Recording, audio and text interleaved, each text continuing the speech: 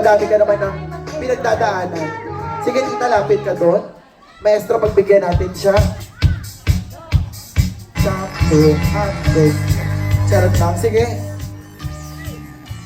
Naku, dapat hindi ako kasali dito. Mayak lang ako eh. Okay lang yan, plus 2.5 ko sa ano. Nanay, happy birthday.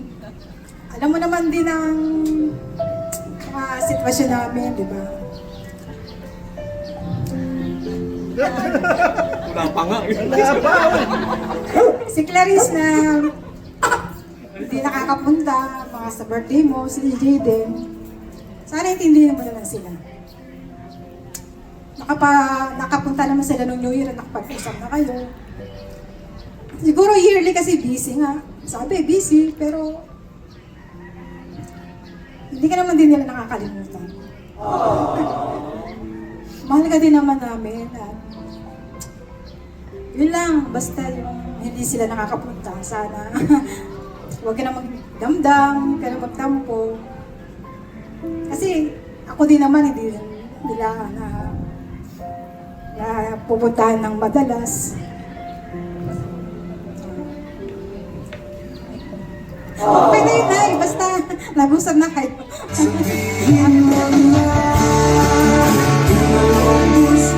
Ayun.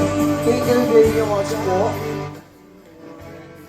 Siyempre, naumpisahan na natin yung mga anak, mga apo. Hindi naman maging posible yung apo kung walang tawag din inimbestigahan ang mga manugang. Naumpisahan na natin yung isa, tuloy-tuloy na natin. Kumare, paring Kim Chu. Ayun, pasok ka naman.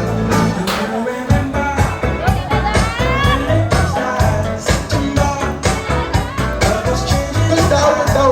Si Colin nga doon ang galing eh. Okay. Good morning, Mr. Mister.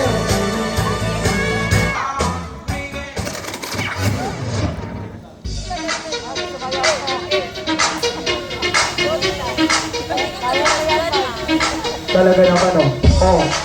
With energy, ma'am. Oh. Diba? Hindi ba naman ang benchmark 2025? Okay. Pampawala ng kaba. Sige po.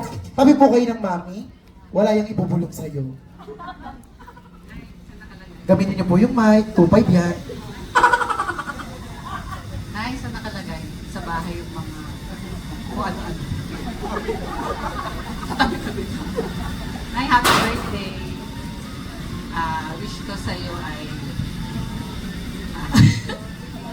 humaba pa. Sabi ko nga sa'yo, may purpose pa, kaya ka hindi pa pinubuhan mo. Maraming pang plan sa'yo si Lord. At ang akit mong wish ay sana maibsan ng konti ng sakit na ito. Tsaka chill-chill lang tayo sa bahay. Lagi. Thank you very much. Baka mayroon pa tayong mga natitirang manugang. Sunod-sunod na natin. Nakakadalawa na po tayo. Wala na, no?